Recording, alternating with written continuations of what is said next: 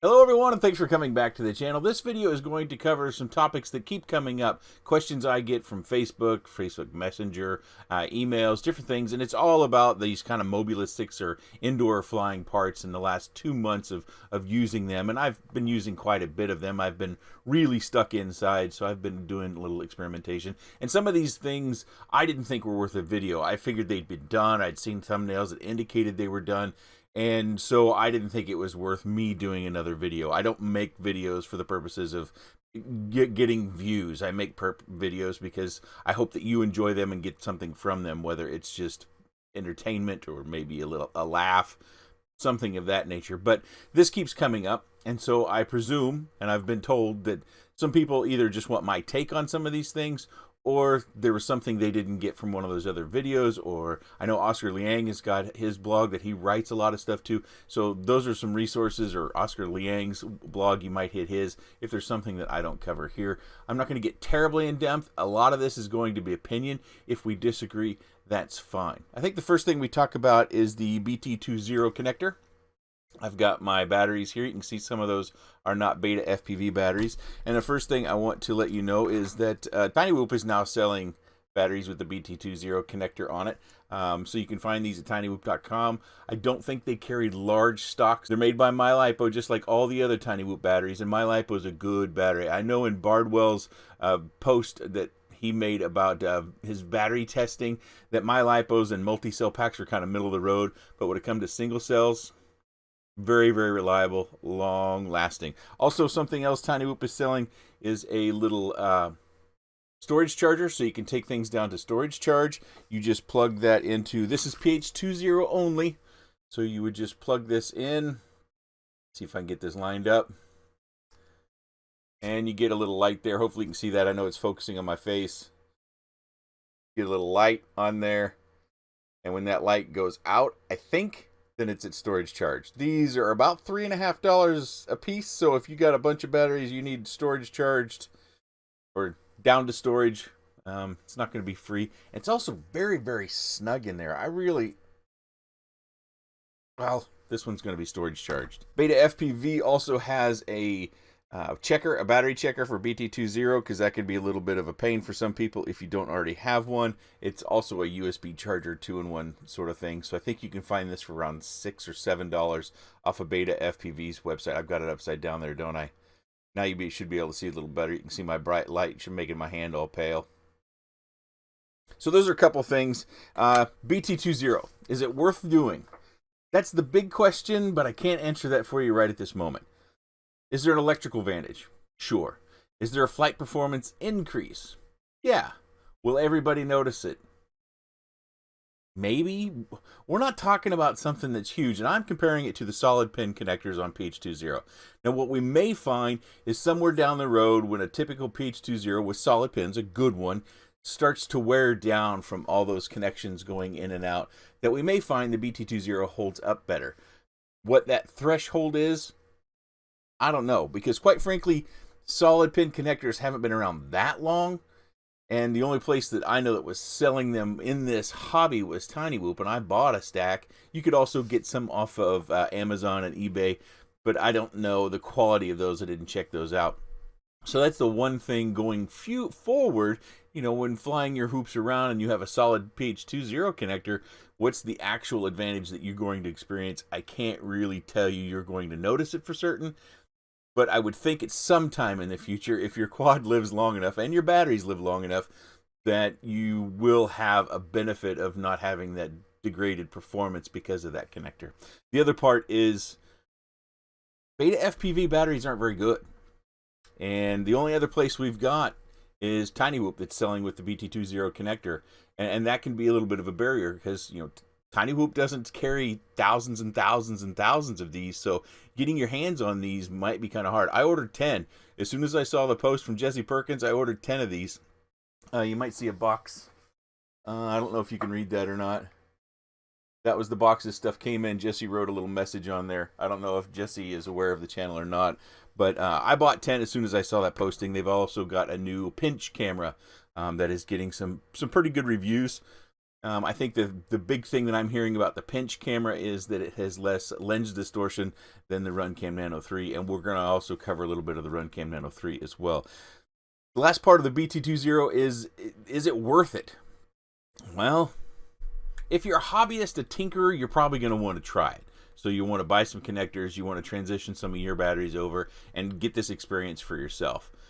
I think unless you're someone who wants to have that experience, it may not be worth it, because soldering battery leads is no joke. You know, if you have your iron on there too long and that heat goes up the wire into that LiPo, you could have a fire on your hands. So it's not something I would suggest unless you're an experienced person with this hobby, because, you know, safety is very, very important.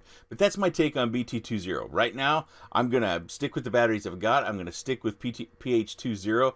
For me, it's not worth it. It's not worth the time. Of course, I've got other things going on as well, but I just, right now, it's not worth it. I think I would be more likely to buy more batteries with the BT2 than to buy connectors and then do the work to transition current batteries I have. I've got enough stuff with PH20 that I might want to fly any given night or day, and I just have a minimal of stuff that has BT2 connectors on it. So for me, I'm not planning to transition things around. Before we get too deep, I do want to let you know that most of you are going to want to watch this video through at least 3/4 of it, if you know what I mean. Here in just a moment, we'll get down to the desk and we'll start to take a closer look at some of these things and some things I've learned. The next bit I have here on my notes is to talk about JESC and JazzMaverick. Those are ESC firmwares, and the thing that we talk most about online, at least, is how you can run 48 kilohertz. Some people are going up to 98 kilohertz, and that's the communication speed, if you will, of how the ESC talks to the motor. And there is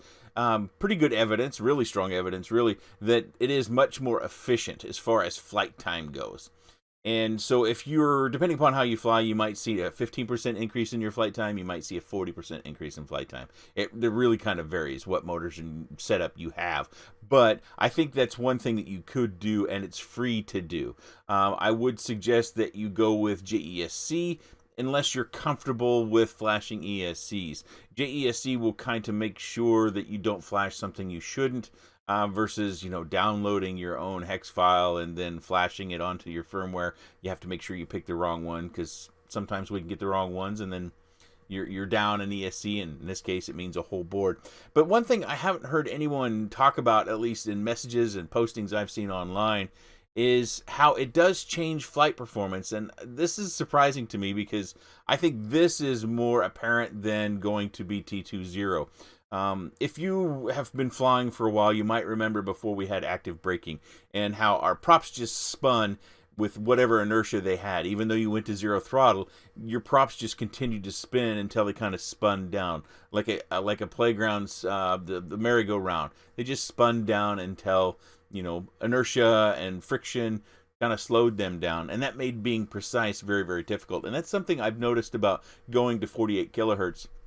While we do get more flight time, the way I fly, I've noticed that it is a little bit more, I don't want to say difficult, you have to be more spot on in your lines you're taking if you're flying fast, like I try to do, and you're taking paths that are fairly narrow. Your margin for error actually becomes less, because if you need to make a correction and it involves less throttle, then you don't get it quite as quickly as you do otherwise. That's the one thing I can tell you that could possibly be a negative about running 48 kilohertz. You do not have to pay for JESC to run 48 kilohertz. You do have to pay if you want to do RPM filtering or any of the fanciness that you might get with 32-bit ESCs. So even though it's going to tell you next you need to flash ESC telemetry, you don't have to do that. You can flash the 48 kilohertz version and move on with your life. You do get some neat tones. I don't know if you could hear that or not. If there's a big gap in there, then it's probably because my mic didn't pick it up. But it has some new tones in it, and so you might enjoy that as well. This is the moment of the video I'd like to tell you about a special video that's linked down in the video description, and that is the discrete giveaway video that we talked about some time ago. You might remember back before Christmas, I had this giveaway video that ran while we were on vacation, and it got all sorts of attention. Matter of fact, even when I made that video unlisted, I continued to see views and comments come in, so I had to shut that thing down. So it obviously ended up on a list somewhere out there in the ether as a video for people to go see and to win free stuff. We got all the packages that people did claim sent off. I know a few people have confirmed that they received the packages, and I've been working with them to get those things set up and going. So we're going to head out with the shaky cam. We're going to take a look at what is left over and a few things that I've probably added since that giveaway video, and you'll need to follow that video. I do think I'm going to change my giveaway format in the future. I got some really good tips from many of you about how Joshua Bardwell runs his, and he uses a form to get involved rather than using a random YouTube comment picker. So then you use random.org's random number generator, and you put in the numbers, 1 through whatever your comments are and from your form, and then it just selects someone. And I think that's a pretty good way of doing things. Plus, it also can filter out the easy effort. If you leave a comment, doesn't mean you get in on the giveaway. So I'm going to try that, but for right now, we're going to do the discrete giveaway. Go ahead and leave your comment down below in that video, not this video. This video does not get you in any giveaways. There's a video linked down in the video description. That's the one you want to go to if you want to get involved in the giveaway. Let's get down to the desk and take a look at some of these things and get a little closer to the components. Okay, so here's my allotment. You can see I've got different configurations. You've seen this. This is the Zero Grav. This is by, I've been saying Red Shifters, but maybe it's R3D Shifters is the company that is making this frame. It's a print frame. But I brought out all the flying ones I have, and also have the components sitting out here. Well, the new HQ props, people ask me about which is best. I'm so literal. When someone says best, I always say it really depends. I need more quantifiers to give you an honest answer about which is best. So when people ask me about what's best, I ask for flight style, type. Are you just out casually flying? Are you flying in your home or an office space, a warehouse, a gym? Are you racing? Is it a tight track? Is it a long course? What's your goal? That kind of narrows down what I might contribute to whatever this is best. There really isn't much of a difference from one prop to another. If you're looking at a prop from a standpoint of blades, yeah, you'll gain efficiency by dropping a prop from, say, a 4-bladed down to a 3-bladed. Some people even run 2-bladed. I think they did that more on the early days of brushless whoops and the old days of brushed whoops. Brushed whoops still exist. People have a good time with them. I didn't find these to be any higher performing or less performing than any others. Sometimes you'll find that you have an affinity for a prop, and if that's the case, then I encourage you to fly with the prop that you prefer. Micromotor Test Lab recently did a test with a bunch of these different props. I don't think they had these new HQs on there, and they found that the thrust difference was actually minimal. So you may find there's other differences that make it more of a prop that you want to try, but as far as me being able to tell you which one you should try, if you like cornering and you like the feel of tight cornering, more blades. If you want to go for efficiency and longer flights, less blades. So these are all the ones that I've been flying around, and you've seen videos on some of them. This one over here is FlySky, and the one thing that I do notice about FlySky, you see I've got my antenna clear over here, and I've got my other antenna over here. The one thing I've noticed about the FlySky is that the video reception is not nearly as good as it is on the FrSky, at least this one. I've got 2 of these FlySky versions. Yeah, I think this one's another FlySky, yep. So I've got 2 of these. I haven't tested this one yet. So in my one FlySky that I have tested, the video reception is not nearly as good as the FrSky. So if you're suffering and you have FlySky, please let me know down in the comment section down below so others can see that as well. It could be just a batch issue, could be a quality control issue. It's hard to tell. Again, I only have one of the FlySky operating right now. As far as the FrSky versions, which are everything else, including this one up here, this one had a weird ESC issue, and I think I told a few people about it, to where it would kind of, I couldn't tune it out, and so I kind of just thought it was an ESC issue. I flashed JESC on this, and the 48 kilohertz, not that that solved it. I probably could have flashed stock and it would have solved it. I think it was just the ESC firmware wasn't quite right. I did have this in a machine, and then I took it back out just because I wanted to make sure that I kept this one separate, so I always knew which one it was. I'm looking for a silver marker so I can mark this thing somehow. All I've got is black and pink and yellow, which doesn't work out very well, so I guess I could mark it on one of these connectors, and that might give me enough of a marking to indicate that this is the one that I thought was bad, but it turns out it's fine. I've also got some camera stuff out here, and we'll talk about that in just a minute. So as far as props go, that's about what I can tell you. I do think these HQ props break at the hub too easy, especially when you're flying them at speed and in this frame, because this frame is not very rigid. You could do this on a trash can frame. There are certain props you can't run on the trash can frame, or at least without them rubbing on it, and that is the TBS props and the Gem Fin props. There might be one other out there. They seem to be just a touch longer than they're supposed to be, and so on the trash can frame, I think I have one over here. Yeah, this frame here, those props rub on the ducts, so you either have to trim them off with fingernails, which I don't like doing because then the prop gets out of balance, and yeah, it's more work. So those props will fit on this frame just fine, because it seems to be that these hoops are a little bit bigger than these hoops, but this is a much more rigid frame, but it also weighs more than this frame. I got to insert this section right here. I know I'm wearing a different shirt. It's a different day than the video you've been watching. I have been encouraged, let's say encouraged, to start a Discord, and I want to know, are you interested in something like that? I know a lot of channels have Discords. I don't know what necessarily my Discord would bring that would be any different, but if you're interested in micros, you're interested in what I do on this channel, then maybe a Discord would be appropriate. It'd be something that we can maybe have a better repository of our comments, because one of the things I find frustrating about Facebook is that you'll have posts and then that information kind of just disappears into the ether, especially if you didn't save the post. Searching Facebook for actual useful information is really kind of a trial and error, or kind of trying in order to get that information out. And Discord would help us have that information that we could share amongst each other, and we can help troubleshoot and discuss build ideas. My trepidation about starting this is that I wouldn't necessarily have as much time as I feel I should for starting something like that. I know you can have admins, and those people can take care of some of the nastiness, and then something else I worry about is that being associated with something, I like to keep things family friendly, and if I didn't have time, or maybe some things slipped by admins and it got kind of nasty in there, I would feel pretty guilty about that sort of thing. So that's another thing that's kind of been holding me back. If you're not familiar with Discord, it's kind of like a chat board, and you can start different rooms, I think it is. It kind of reminds me a lot of old IRC back in the days, if you're old enough to remember that. But if you have a microphone, you can talk, and you can just have a discussion, be something that maybe we're working on builds, and we can talk about our builds that we're working on, or maybe I'm going through flight footage and talking about a quad. Maybe it's a sneak peek, and that's one of the reasons why I'm starting to lean towards it ever so slightly, because I've got a few patrons. I don't talk about Patreon all that much, and it would be a way for me to reward them or give something back for that patronage. And I'm thinking I would probably make it kind of a walled garden to where patrons would have the link to the Discord.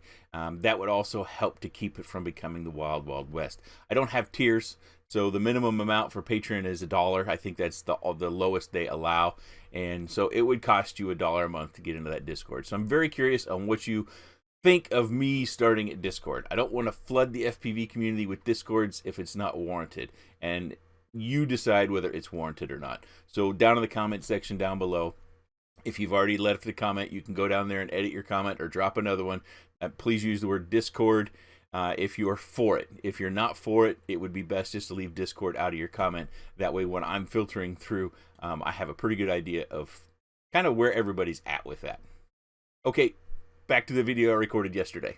I had somebody come asking me about HappyModel Motors and them being out of balance or poorly balanced. I can't say definitively, but what I know about poorly balanced motors is they're really hard to tune. And so typically when someone asks me about noisy motors or hard to tune motors, they're either, flying them on bigger machines that are really torquey. Sometimes really torquey motors can be a challenge, and you've got to have your flight controller soft mounted, or you'll get a lot of that noise into the flight controller. Or you just have general tuning problems, flight problems. It can come from a poorly balanced motor. It will show itself, of course, if you look in black box, which I don't hardly use. But as far as balance of these motors, they could be after a while, because they do have these bushings down at the bottom, and those are going to wear down.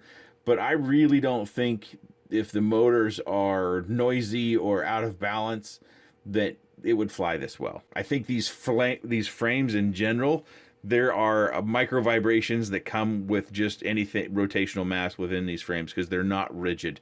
I've also been asked about why no one has made a carbon plate to screw in, and I have seen those. They're just not that popular. I think you can find one on Beta FPV site, but it won't necessarily fit this motor pattern to stiffen up the frame a little bit. Again, that adds weight, so then you offset some of your gains that you have on a board with an all-in-one flight controller, VTX, and receiver.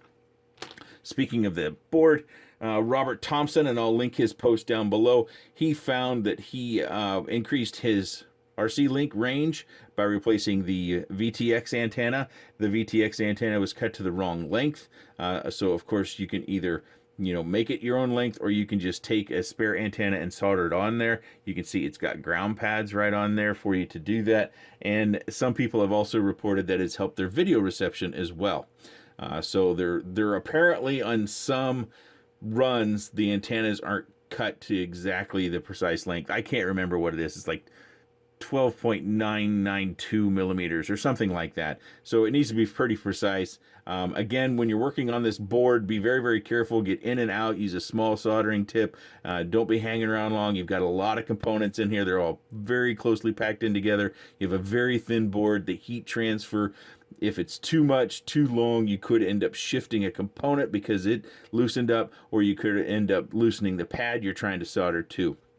You can also add a receiver on here. I think these are the pads down here. I can't quite read them without my magnifying glass. You can add a receiver. Of course, you lose smart audio if you do that. And if you lose smart audio and the VTX is built in, then you've only got access to the last channel you used. So that's something to be aware of. You can do it if you want to. It's also, these boards on the VTX supposedly can run even higher than 25 milliwatts. I don't suggest doing that, but I have heard of people at least changing it, but I haven't heard of anybody actually measuring it off the antenna. So I'm a little bit skeptical yet there. I would like to see somebody with a tool out measuring that and showing that it runs higher. If you choose to do that, knowing that you're really risking damaging your board. And these boards can be kind of hard to get a hold of because they are so popular. Also note on this FlySky one, as well as this FrSky one over here, when you buy just the board, nothing comes soldered to it, so you have to put your pigtail on. It doesn't have the pigtail connected already. It should be right over here, right? So you're going to have to solder that on yourself. Also note there is a little bit of glue. Hopefully you can see that glue on the antenna right over there to hold that antenna in place. Maybe can you see that? I've also heard the FlySky ones sometimes come with separate receivers. So that's a little bit strange because then you lose smart audio, right? Unless I'm all wet on that. But so you've got a little bit of soldering to do if you buy just the board itself, which I have done. I think I bought 4 boards so far. I think the rest of them are purchased Mobulas. Leave that one out. I put that one in the wrong box. I'll fix this. I think the biggest flaw with this board is the fact that if you run it below 3 volts, that the firmware will reset. Betaflight will reset back to its defaults. And that is really, really strange. I don't actually understand how that can happen, but I actually did a test and confirmed it myself. So I typically, in my flights at 3 volts, you've seen many of my flights at 3 or 3.1 volts, and so I had to intentionally run it down below 3 volts. It basically got to about 2.8 or 2.7, and then it just wouldn't fly anymore. And then when I plugged in the next battery, no bind, nothing. Plug it into Betaflight, everything's reset, got to set it back up, and that's a pain. So if you're out racing, you probably need to plan your KV and your battery size to make sure that you don't go below 3 volts. There could be a fix out there for it. I'm just unaware of it. I think it's probably a component issue. Maybe in future runs of this board, they'll replace whatever the faulty component is. Maybe it's the EEPROM that is actually, has the firmware on it. I don't know that for sure. In all my development, I haven't hardly developed anything. Mainly in my job, I write scripts to do rote tasks and things of that nature. I really don't develop applications or anything that we might use in this industry. So most of that stuff is computers, and I've never seen anything like it. But that's a big issue, I think, for some.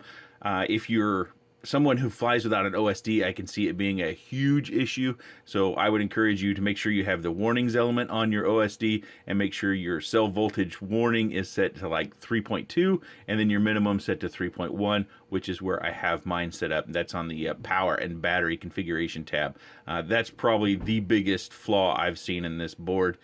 Some people have experienced it, and I think those people tend to not have the warnings or not have those cell voltages set up that way. I had to actually, like I said, push it to actually test to see if that's true, and I did only test it on one board, so I can't say that it's definitive across all the different boards that I have, or of course those that are in the wild. I've also been asked a fair bit about these cameras and trying to fix them. Now, I've had two that have taken a direct hit and that have gone blurry on me, and I've been able to get them reasonably back into good shape. You might remember the stick cam video that I just recently did. That was a fixed camera. You may have noticed in the bottom right hand corner, you can go back and look at it, the bottom right hand corner is still a little bit blurry. And you know, you just got to be careful, use some finesse, but needle nose, grab this lens, and I just turn it. I get a screen out like this one over here. I get a screen out, I watch the screen, and I just turn it ever so slightly until I get a picture that I like. You can, of course, use some focus pattern that has the shapes on it to get that really crisp focus. I just go by eyesight for the most part. You may choose to use a focus pattern though as well. You'll notice this one has the lead soldered on, right? Well, and that's because if you buy a RunCam Nano 3 from any source that does not list it as a replacement part for the Mobula 6, it comes with this female connector. So I obviously ordered mine directly from RunCam when they announced, and they're different. You know, of course, they've got the backing on the board. And something else I found out about this board, this camera, when it comes from, there's something different about it. This one worked for a little while, and then it stopped working. But I can plug it into another VTX, and it will work just fine, but it won't work in any of these boards, and I don't know why. Now you might say, oh, it's your soldering, it's something that you've done there. That could be, but I had it like this, and it was working for probably 10 or 15 flights before it stopped. And if I put a board in that's a Mobula 6 replacement part, let's see if I can, oh, I got lucky and I got one. So this is the Mobula 6 replacement part. If I put this in, it will work. Let's go ahead and demonstrate that. Okay, so we've got the replacement part camera in here, and you can probably see that it is working. And yes, the VTX, everything is powered off a USB. So even if you have USB plugged in, don't dilly-dally and let this board heat up and burn up on you. You need to get in and get out. I know that, you know, it takes some time. If you have a handy-dandy little fan, like this little guy, use that. This one I picked up when we were on vacation. It's actually kind of interesting because it folds over and I can just set it on the bench like that. And it blows air all over stuff. Nice for cooling VTXs. So I think this was $12, but this was in Hawaii, so maybe $9 if it's closer to you, because, you know, when you're on an island, everything is more expensive. Now let's unplug this and we'll put the other camera in there. Now you can see that we've got Betaflight, but no camera. Wah, wah. So that's a little bit odd. Let's take it one more step. This board's getting hot. I'm going to let it cool down. So I've got another camera here. You can see it's got the female connector on it here. No video. So I'm going to take the same camera and I'm going to hook it up to a typical VTX, so one of the little Eachine ones, and I'll show you the same camera with an image, but it doesn't work here. Now you might be looking at this lead and saying, well, you got too much lead, it can't deliver power. That could be true. But even when I've got it soldered down, it doesn't work. And I've tried this in multiple boards. Voila, there we go. So I've got a little, this is the Eachine Nano 3, something like that. I've got one of these out, and camera works just fine.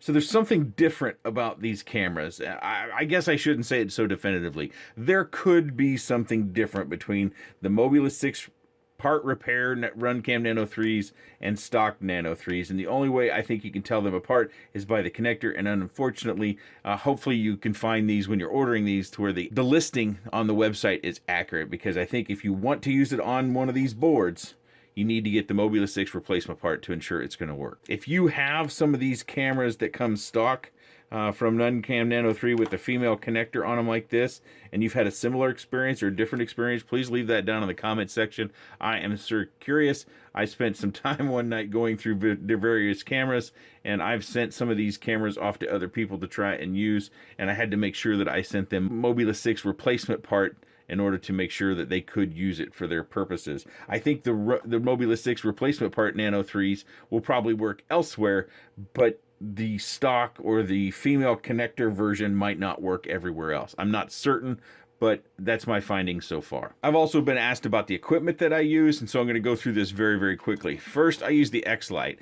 Now, I don't tend to recommend this anymore because of the direction FrSky seems to be going in locking us out or locking us in, depending upon your viewpoint. You lose D8 mode if you buy a new version, or if you upgrade this to the newest version of their firmware, then you lose the ability to do D8 mode. Now, you can't get around that by using an external module. This module will allow you to bind up to just about anything. As you see there, it's the iRange IR-X4 Lite.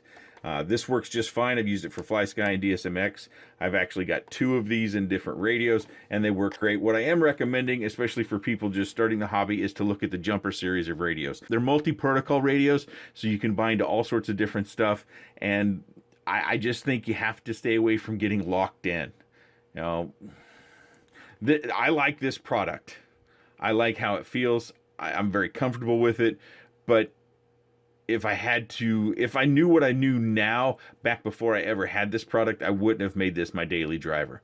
But then again, I've been asked what I use. This is what I use. Also, the SkyZone 030 goggles. I've been using them like this in this configuration with my antennas. My antennas are axes. I've been told many times I have to go back to school and learn about RF. To those, I say, proof is in the pudding. I get very, very good video. I'm not changing anything. So if you want to tell me I'm doing it wrong, that's fine. I won't engage that.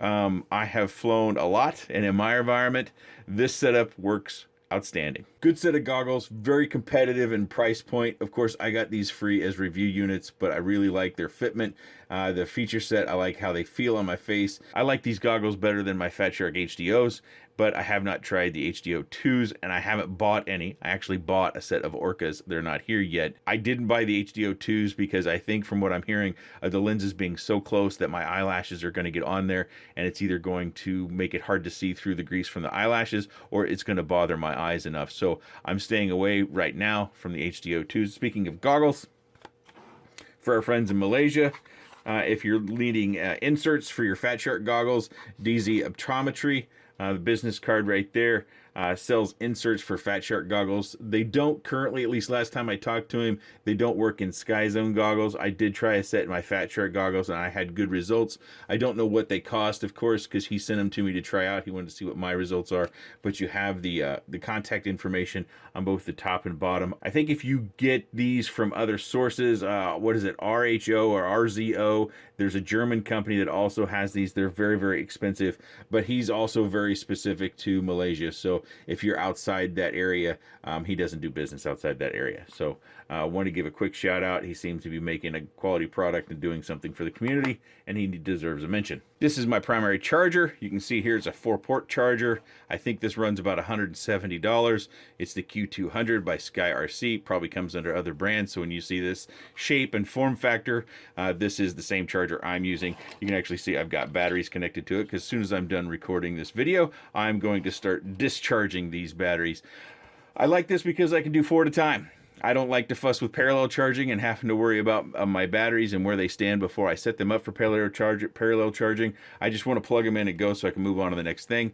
I do have a secondary charger that I use, but it's not my primary, so I can charge multi-cell batteries up to 6 at a time. I could do 12 multi-cell batteries if some of those are 2S, or at least 4 of those are 2S. And then on the 1S side, I like this X4 from HTRC. I think these are being sold in more places now than the last time I mentioned it in a video. I like this because it's quick. I've got another EV Peak, I think it's an E6 charger that is essentially the same, but these buttons are all very consistent. It's laid out by your channel. You can do regular as well as high voltage. You've got this turn dial to control your rate, but you press the button and you get a response right away, so you can set up your charging or stop your charging very, very quickly, versus my EV6. I think it's an EV6. EV Peak E6, I think, is the other charger. It's got 4 buttons that cycles you through and does all the different functions. And when you're cycling through, it doesn't follow in a series. It's kind of annoying. It might go 1, 2, 3, 4, and you're like, oh, then you're there this time, and it goes 2, 1, 3, 4. Oh, geez, it's just not quite right. It works fine. You just have to fuss with the buttons a little bit. But this one I like because the buttons are straightforward and you get a response just as you expect. I'll put links down in the video description to where I can find these things. So that's kind of my general equipment. You already saw the EV800D Pros. This is my bench setup. I do have a couple of those FPV watches, but I don't find that I use them on the bench very much because this is so much more accessible. All right, I'm tapped out. I've got nothing else to show you. I've shown you everything I've learned about using these components, some things that just lost my light. Oh, and it's back. How long is it going to last? It's off again. Oh, it's funny. Don't forget to look down in the video description for that special video, the discrete video. I don't want anybody to miss that. Even if you have quads, these quads need to go find somewhere else to be, and go down in that video and get involved, get yourself some quads. All the rules, stuff like that will be down in that video. I need to record that yet so I can insert it into this video.